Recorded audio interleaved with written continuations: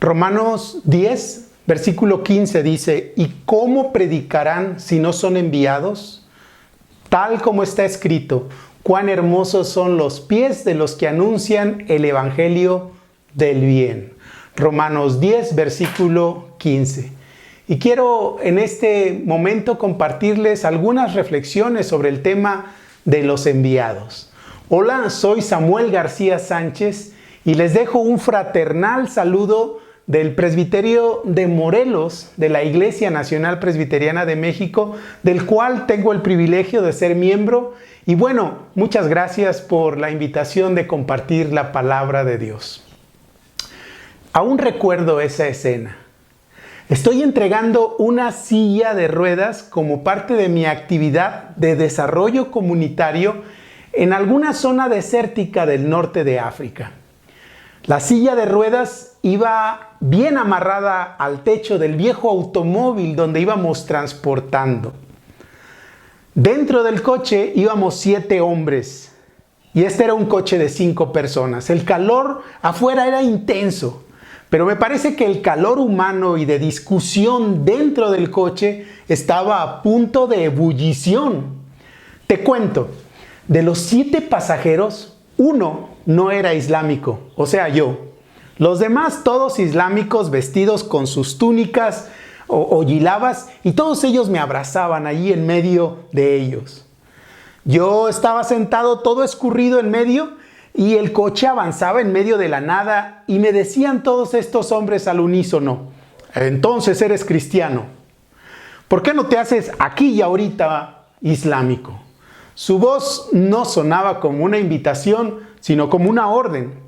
Seguimos avanzando en medio de la nada y ellos seguían abrazándome e invitándome a su religión. Yo les di todas mis razones por las cuales seguía al Mesías Jesús y ellos no podían creer que yo creyera todos esos cuentos. Después de una hora llegamos a nuestro destino.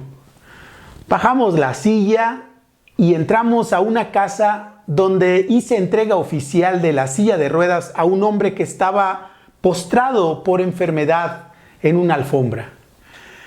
Me pareció oír que le decían a la familia de este hombre que yo era un cristiano, por lo que alguien de la familia fue corriendo inmediatamente a buscar una cámara y se sacó fotos conmigo, como una foto de prueba a sus amigos de que esa familia había visto y tocado a un cristiano en su vida. No te niego que me sentí como una especie rara o un animal en extinción siendo fotografiado. Después de convivir un poco con la familia, me subí de nuevo al coche y también mis acompañantes. Y de regreso, el calor de la charla continuó. Las invitaciones a hacerme musulmán continuaron. Al final del día, ellos no se hicieron cristianos y yo tampoco me hice musulmán. Pero recuerdo regresar a mi casa impresionado y un poco triste por lo vivido. Vivido y oído, pero sobre todo desmoralizado. Decía dentro de mi corazón, qué difícil es estar aquí, qué peligroso. Verdaderamente se requiere que Dios te llame, que Dios te envíe esta cultura para permanecer y ser efectivo entre esta gente. La tarea de la predicación de la palabra de Cristo se requiere de estar conscientes de esta acción divina de ser enviados por Dios. Por favor, permítanme su atención en los siguientes aspectos que quiero reflexionar sobre el tema de ser enviados.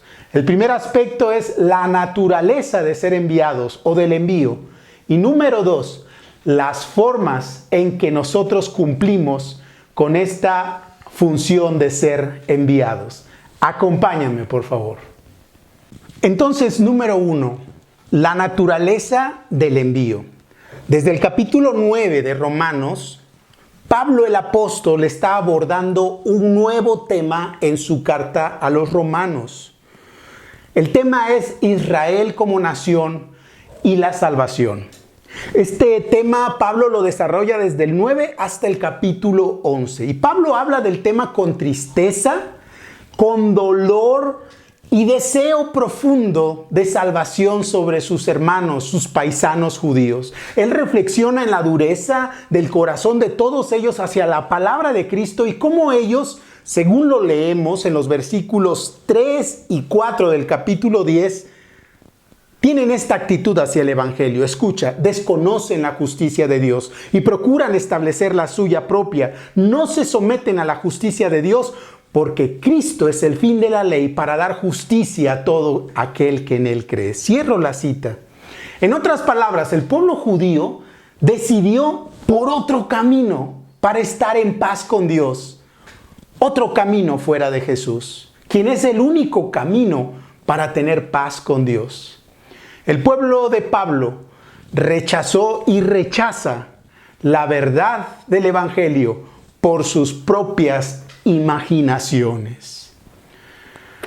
A pesar de esta necedad, Pablo nos deja ver cómo Dios ha emprendido hacia este pueblo una forma de progresión en el anuncio de la salvación. Dios no se rinde y despliega su plan con la siguiente progresión, la cual podemos observar en el versículo 15 del capítulo 10. Y son 5 momentos de esta progresión. Número 1, el envío de mensajeros. 2, la predicación de los enviados. 3, la oportunidad de escuchar. 4, la potencial respuesta de los oyentes que creen e invocan. Y finalmente, 5, la seguridad de salvación. Y lo dice así: todo aquel que invoque el nombre del Señor será salvo. Dios no miente. La salvación está asegurada. Estos 5 momentos en esta progresión descrita, todos nosotros la hemos experimentado para llegar al Señor. ¿Te acuerdas de aquel o de aquellos que te hablaron del Señor? Dios los envió. ¿Te acuerdas de aquella actividad, aquel culto, aquella invitación? Dios lo hizo, Dios envió y Dios lo planeó. ¿Te acuerdas cómo creíste? Oíste, creíste, invocaste al Señor por la predicación del Evangelio y ahora estás aquí, seguro de que eres hijo de Dios por gracia en Jesucristo. Mira, observa en esta progresión las responsabilidades dentro de este plan de salvación para el Señor. En el punto 5, en el punto 4 y en el 3, Dios nos invita a su salvación por medio de asegurarnos la salvación, la cual se anuncia con la predicación. Pero ahora, en el punto 2, recae sobre los hombros de nosotros, la iglesia, los que ya hemos creído, quienes tenemos que abrir nuestra boca para que este mensaje se escuche. Aquí es donde esta progresión tiene su punto crítico, ya que involucra nuestra acción como iglesia. Es aquí donde el eslabón de esta cadena, de esta progresión podría ser débil debido a nosotros, si no cumplimos o postergamos nuestra parte de ir a predicar. El pastor David Platt expone este punto crítico de esta progresión de la siguiente manera en su libro Radical. Cito: existe una sola ruptura en esta progresión, cuando los siervos de Dios no predican el Evangelio a todos los pueblos. Cierro la cita. Qué escalofriante, ¿no crees? Pero ahora tomemos un poco de aliento. Aquí en este punto crítico que observamos, si es que no predicamos el Evangelio, reflexionemos que en este punto no estamos solos, no hemos sido abandonados a nuestra responsabilidad. Dios entra a la escena.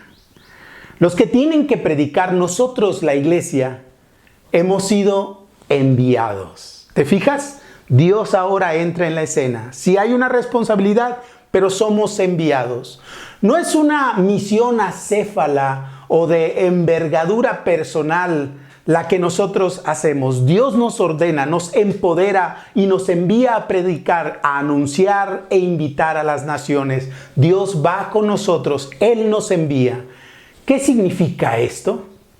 Me parece que ni más ni menos la Iglesia no es la autora de esta progresión de salvación. De inicio a final es Dios quien lleva las riendas del anuncio del Evangelio, de la misión de la Iglesia. En palabras de Pablo, en su doxología final de esta sección, en el capítulo 11, lo dice de la siguiente manera: porque de Él, por Él y para Él son todas las cosas. A Él sea la gloria para siempre. Amén. Del Señor es la salvación y Él envía a sus siervos a predicar.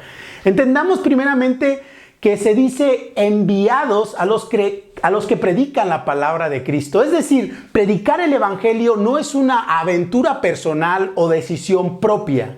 El que anuncia o predica la palabra ha sido enviado, es decir, lleva consigo una responsabilidad, una tarea no propia, sino para cumplir. El que anuncia la palabra es llamado por dos nombres significativos en los escritos del apóstol Pablo: dispensador, del griego oikonomos o mayordomo, y embajador.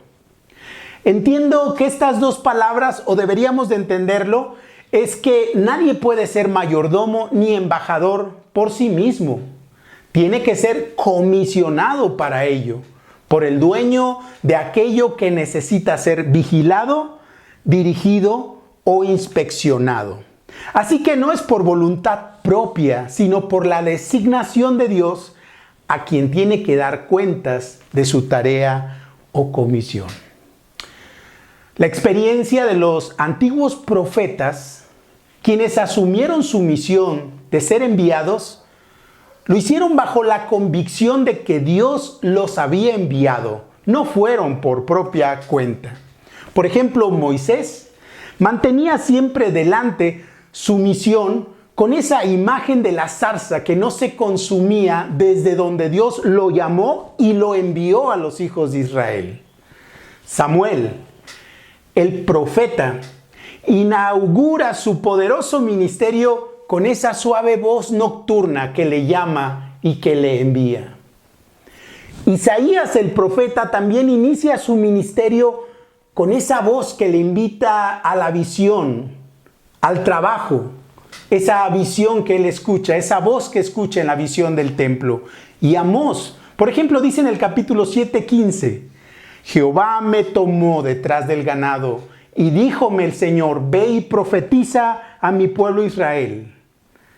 ¿Te fijas? Dios es el que llama y envía a su iglesia, a cada creyente a anunciar la salvación en Jesucristo, a todas las naciones, a todos los barrios, colonias, estados, clases sociales, generaciones, medios electrónicos sociales. Él nos envía. Es de Él la función de enviar. Pablo mismo describe su obediencia del envío de predicar el Evangelio en el libro de los Hechos, en el capítulo 26, de la siguiente manera, delante del rey Agripa. No sé si te acuerdas, dice así: por lo cual, oh rey Agripa, no fui rebelde a la visión celestial, sino que anuncié primeramente a los que estaban en Damasco y Jerusalén, y por toda la tierra de Judea, y a los gentiles que se arrepintieran y se convirtieran a Dios, haciendo obras dignas de arrepentimiento. Esto lo dice Pablo.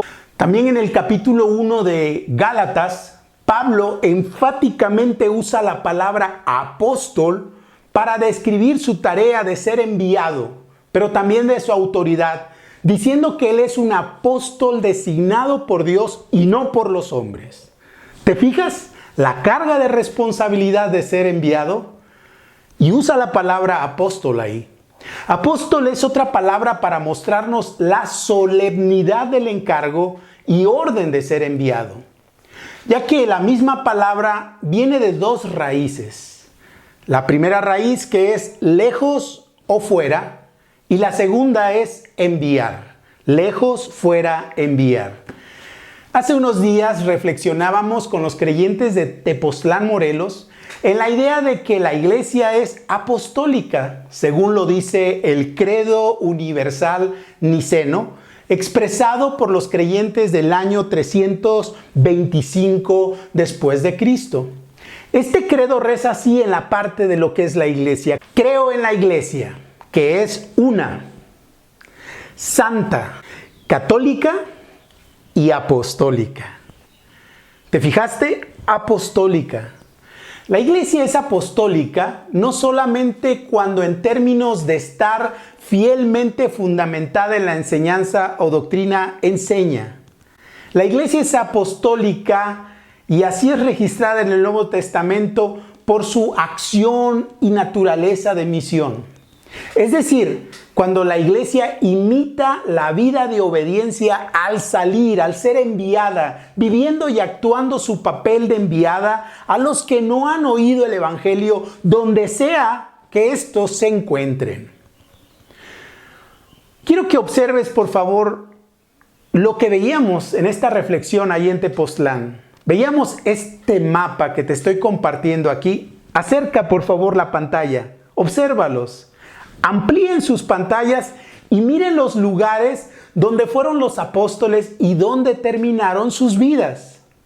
Casi todos ellos estuvieron fuera de su base original o de residencia de las tierras de Israel donde empezaron su ministerio. Acércate, mira otra vez. Todos afuera, apóstoles enviados.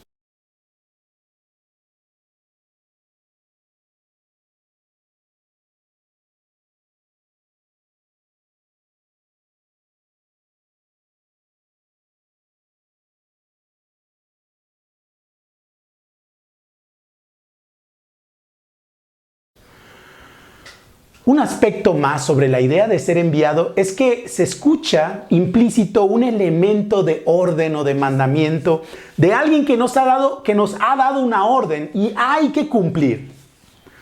Toda la iglesia, sus miembros, sus departamentos, sus líderes, sus pastores, sus ancianos, sus diáconos, sus ministros, todos tenemos una orden y función que cumplir. Somos enviados, somos apostólicos. Pero es triste y interesante cómo respondemos a esta orden de ir, de ser enviados. El envío lo hacemos un canto. Al envío lo predicamos, lo hacemos un congreso, lo hacemos una conferencia, un tema de mes, una mesa de reflexión. Lo ponemos en el organigrama, lo enseñamos en nuestras instituciones teológicas, formamos una comisión de planeación misionera, la hacemos un mural, un lema, otro canto. Por cierto, nuestro hermoso himnario contiene 38 himnos al respecto de las misiones y del evangelismo, de salir. ¿Le añadiremos más cantos al respecto? Espero que sí, pero que no se quede en el himnario, que no se quede en la planeación, ni solo en nuestro canto y en nuestra boca. El tema del envío, entonces, tristemente lo seguimos convirtiendo en motivo de oración y de más oración, pero nunca movemos un dedo para ir. Ni siquiera nuestros vecinos de al lado de nuestra casa o cruzar al otro lado del pasillo de nuestros centros de trabajo para anunciar de Jesús. Es así como nos gusta la obediencia cuando damos órdenes en nuestra vida diaria. Yo te invito a que lo pruebes con tus hijos o con tus subalternos en el trabajo.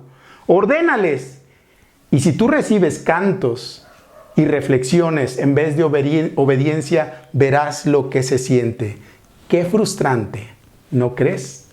Más apostólicos, más obediencia, nosotros somos los que somos enviados. Ahora permíteme pasar a mi segunda reflexión en el tema de ser enviados como iglesia. La forma del envío. Si tenemos un mensaje que dar y entonces una responsabilidad, porque somos enviados, pues entonces necesitaremos implicarnos más en esta naturaleza de haber sido ordenados, de haber sido enviados para entregar el mensaje de Jesús, para cumplir de la mejor manera nuestra tarea. Hace unos días leí que las empresas durante la pandemia han echado mano de las mejores maneras de hacer su tarea de envíos, por lo que han desarrollado sus estrategias de entrega de la mejor manera. El mercado de las apps y de los métodos de entrega se han desbordado porque las empresas quieren cumplir con sus envíos. Según estadísticas, las demandas por apps aquí en México para solicitar y para enviar productos de las empresas ha crecido un 90% y la venta de motocicletas para ser usadas en el envío un 51.3%. Mira, las empresas realmente se han puesto serias en este tema del envío. La necesidad es urgente para ellos, por supuesto, por temas económicos. Quiero hacer una vinculación respetuosa en este momento aquí. Y espero que me ayudes a contestarlo. Prepárate para contestar por el chat, pero espero no ofenderte y me ayudes a contestar. Prepárate a contestar. Esta es la reflexión y la pregunta. Si la iglesia fuera una empresa, ¿cómo la mediríamos en términos de tu implicación personal en este tema de cumplir con la tarea del envío para predicar la palabra? Te doy medio minuto para que me ayudes a dejar un comentario sobre esta reflexión aquí en el chat. Aquí escribe. Recuerda responder en términos personales, sin culpar a nadie más, porque eso es lo más fácil. Te repito la pregunta porque es personal. Si la iglesia, tu iglesia, fuera una empresa, ¿cómo la medirías en términos de tu implicación personal en este tema de cumplir con tu tarea de llevar el evangelio, de enviar para predicar el evangelio? Déjame tu comentario. Te doy unos segundos y te escribo otra vez aquí la pregunta. Vamos, escribe por favor un comentario.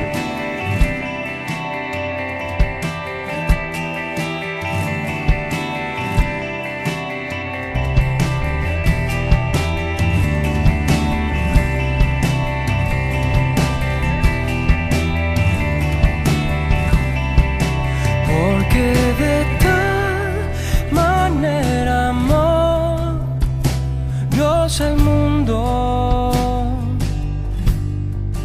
que ha dado a su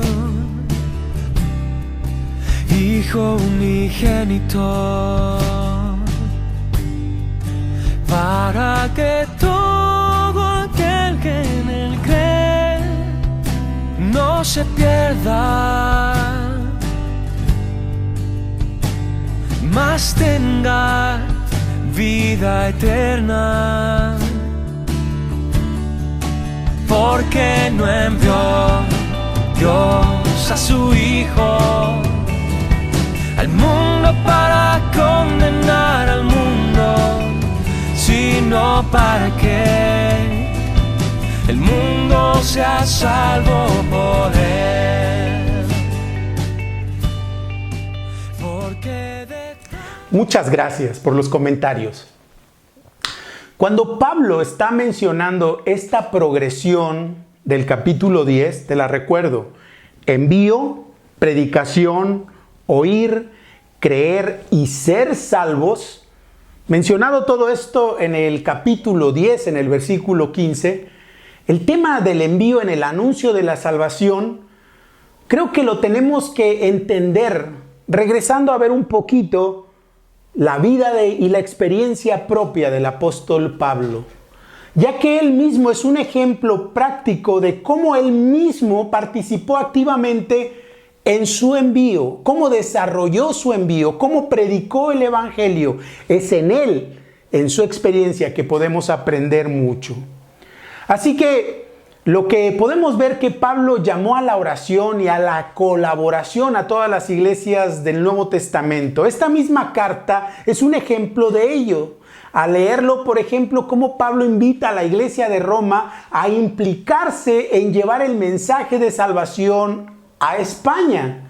Por ejemplo, leemos en el capítulo 15, versículo 24, estas palabras de Pablo: cuando vaya a España los visitaré, porque espero verlos al pasar y que me ayuden, escuchen, ayuden a continuar hacia allá, después de que haya disfrutado un poco de su compañía. ¿Te fijas? Los está invitando.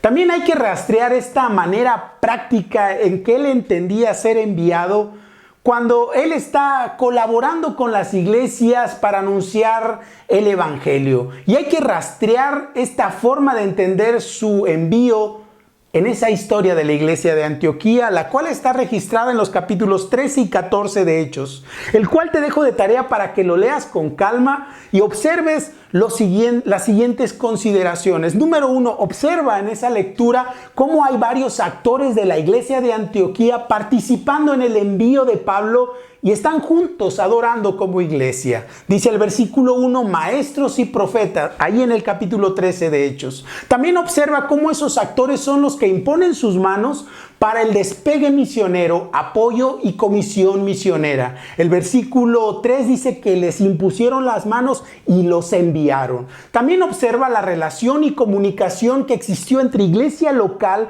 y los misioneros enviados. Por ejemplo, Bernabé y Saulo en Hechos capítulo 15, versículo 2. Y cómo estos enviados rindieron informe de sus avances misioneros realizados. Hechos 14, 26, Hechos 15, 35.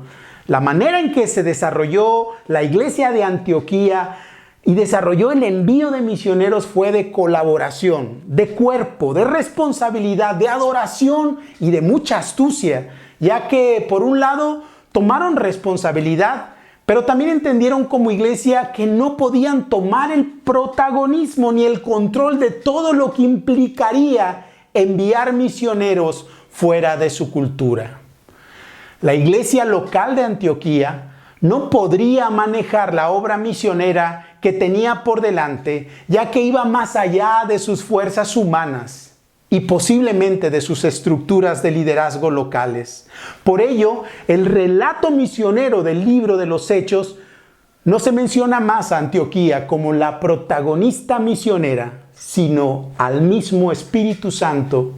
Y es que esta tremenda tarea de la misión requeriría de dirección divina, pero también, por supuesto, de la astucia que solo el Espíritu daría a los misioneros, ya que estos enfrentarían todo tipo de oposición, tal como los enumera Pablo en su experiencia misionera y lo relata en 2 Corintios capítulo 11. Y lo cito, dice Pablo así de su tremenda experiencia misionera: he trabajado con más esfuerzo, me han encarcelado más seguido, fui azotado innumerables veces y enfrenté la muerte en repetidas ocasiones.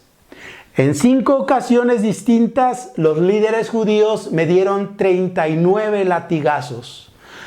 3 veces me azotaron con varas. 1 vez fui apedreado. 3 veces sufrí naufragios. 1 vez pasé toda una noche y el día siguiente a la deriva en el mar. He estado en muchos viajes muy largos. Enfrenté peligros de ríos y de ladrones. Enfrenté peligros de parte de mi propio pueblo, los judíos, y también de los gentiles. Enfrenté peligros en ciudades, en desiertos y en mares, y enfrenté peligros de hombres que afirmaban ser creyentes, pero no lo son. He trabajado con esfuerzo y por largas horas, y soporté muchas noches sin dormir. He tenido hambre y sed, y a menudo me he quedado sin nada que comer. He temblado de frío, sin tener ropa suficiente para mantenerme abrigado. ¡Qué lista de experiencias! Los misioneros enviados por Antioquía necesitarían entonces la dirección y la fuerza del Espíritu. Por eso Antioquía, en esta dinámica de apoyar y de soltar, los deja organizarse a los misioneros entre ellos. Es decir, les hace formar un tipo de estructura misionera debido a estos peligros que encararían al entregar la palabra de Cristo. En este sentido vemos que el binomio misionero Pablo y Bernabé tuvieron la libertad de organizar sus rutas de predicaciones, tomar decisiones sobre quiénes serían sus compañeros de viajes. Y esto lo registra Hechos 13, versículo 4 y versículo 5. pero también se les da esta libertad de arreglar sus asuntos misioneros como una sociedad aparte de la iglesia local. Hechos 15:36.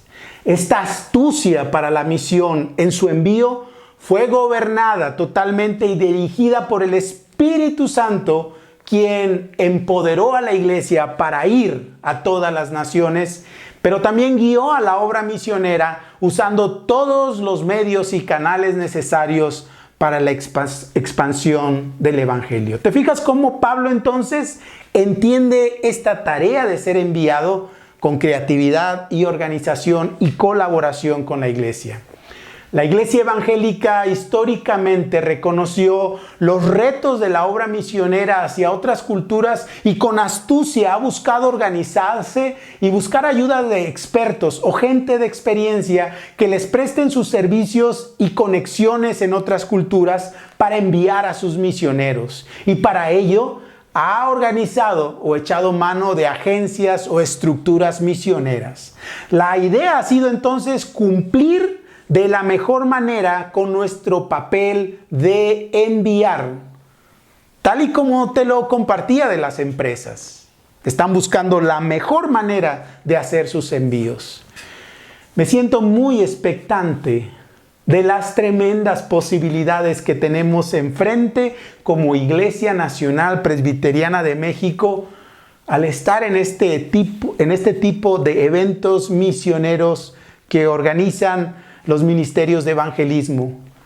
Pero también me siento contento de que están buscando alianzas con WEC México o con quien sea necesario, con tal de despertar, potenciar, agilizar esta actitud de ser enviados y dar pasos hacia el cumplimiento de la misión aquí en nuestro derredor, aquí en nuestro país, allá y más allá, atrás de nuestras fronteras, sin hacer distinción ni marginar a nadie, ya que todos deben de escuchar por aquellos que somos enviados, nosotros la iglesia.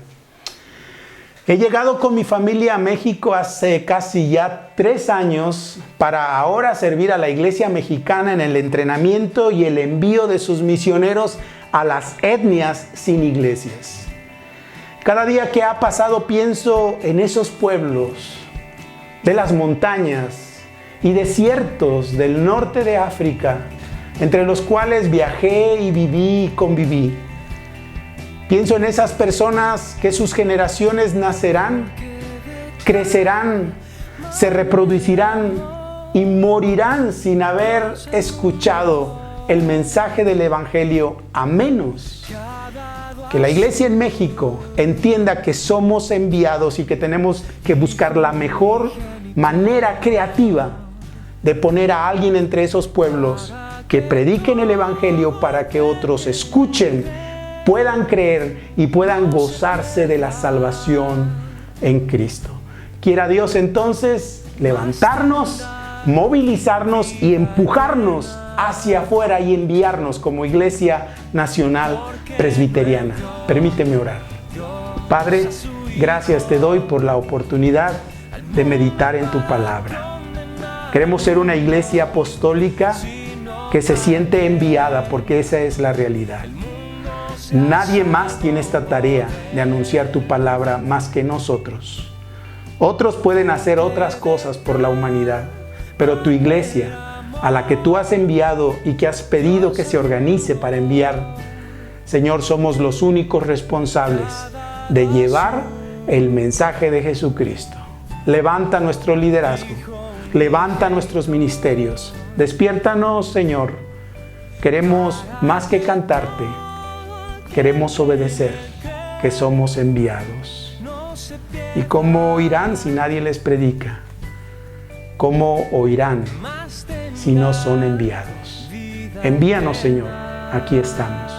En el nombre de Jesús, amén. Porque no envió Dios a su Hijo al mundo para condenar al mundo, sino para que el mundo sea salvo por él. Porque no envió Dios a su Hijo